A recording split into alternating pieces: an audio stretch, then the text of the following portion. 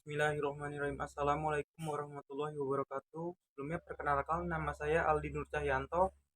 Saya akan menceritakan sedikit tentang biografi Syubha Asya dan sedikit tentang pemikiran Syubha Asya. Langsung saja masuk ke pembahasan yang pertama, yaitu biografi Syubha Asya. Syubha Asya lahir pada tanggal 21 Desember 1941. Syubha Asya lahir di Pekalongan dari keluarga seorang pengusaha batik. Syubha Asya lahir dalam keluarga penghafal Al-Quran, membuat Syubha Asya memiliki fasilitas atau sarana pembelajaran Al-Quran yang sangat baik. Syubha Asya mulai pendidikannya di Madrasah Ibtidaiyah Nahdlatul Ulama, dilanjutkan ke Madrasah Tsanawiyah Muallimin Muhammadiyah. Pendidikannya dilanjutkan di Yogyakarta dengan mengambil pendidikan guru agama atas. Pada saat mengambil pendidikan ini, Syubha Asya juga menyambi dengan belajar kitab kuning secara privat kepada seorang kiai di Lempuyangan. Selanjutnya Syubha Asya melanjutkan pendidikannya ke jenjang perkuliahan sebagai seorang mahasiswa. Pada tahun 1960, Syubha Asya masuk ke IAIN Sunan Kalijaga, Fakultas Usuluddin, program studi filsafat. Saat menjadi mahasiswa, beliau juga menyambi menjadi seorang guru atau pengajar di madrasahnya dahulu. Setelah lulus, beliau menjadi dosen muda partikuler mata kuliah ekstrakurikuler drama di IKIP Negeri. Karir penulisan Syubha Asya sudah dimulai sejak di bangku SLTP pada tahun 1957. Karangan pertamanya dimuat di majalah Batik.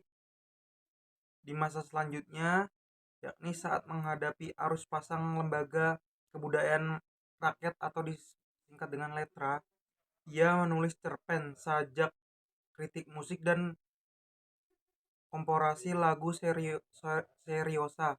Selain di dunia kepenulisan, Syubha Asya juga dikenal di dalam dunia teater dan sastra. Syubha Asya pernah menjadi sutradara teater untuk mahasiswa HMI. Selain menjadi sutradara, Syubha Asya juga menjadi penyiar radio dan konduktor paduan suara mahasiswa. Beliau juga pernah menjadi ketua Ikatan Sastrawan Muda Islam atau disingkat dengan ISMI. Lalu ia terjun dalam demonstrasi pada tahun 1966 sebagai seorang provokator yang korpar. Sejak tahun 1970, ia aktif menjadi redaktor musik di majalah Express yang merupakan cikal bakal majalah Tempo. Saat di majalah Tempo, beliau memiliki banyak sekali hasil karya.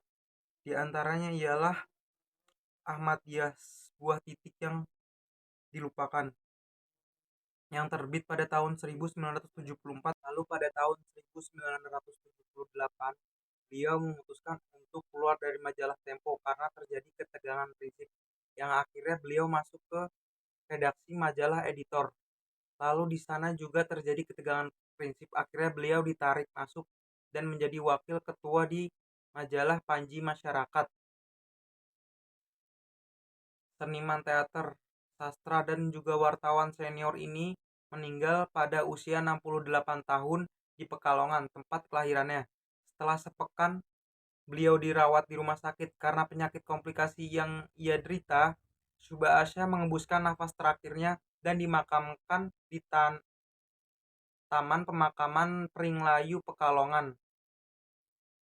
Selanjutnya, setelah salah satu contoh penafsiran Syubha Asya. Sebelum lanjut ke pembahasan, saya akan memberitahu bahwa penafsiran Syubha Asya ini tidak seperti penafsiran pada umumnya yang menjelaskan arti perkata atau hukum bacaan yang ada di dalam Al-Quran maupun hukum-hukum yang ada yang dibahas di dalam Al-Quran. Penafsiran Syubha Asya ini lebih ke arah opini atau pemikiran beliau mengenai ayat Al-Quran dan digunakan sebagai kritik atau menanggapi sesuatu yang terjadi pada masa itu.